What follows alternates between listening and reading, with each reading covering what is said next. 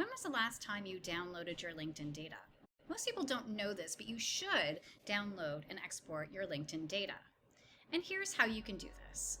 First, click Me, then click on the Settings and Privacy area. Then you'll come up with this page and you're going to want to click on Data Privacy and then click Get a Copy of Your Archive. LinkedIn will then allow you to download your archive and you will get a notification via email when your download is ready.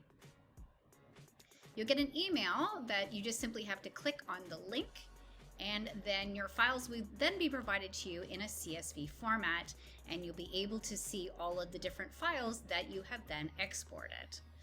Unfortunately, you can no longer export the emails of your contacts.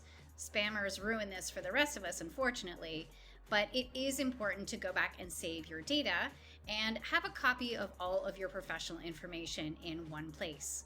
It'll make it easier for you to track your career and history, and you can keep a list of your contacts for the future.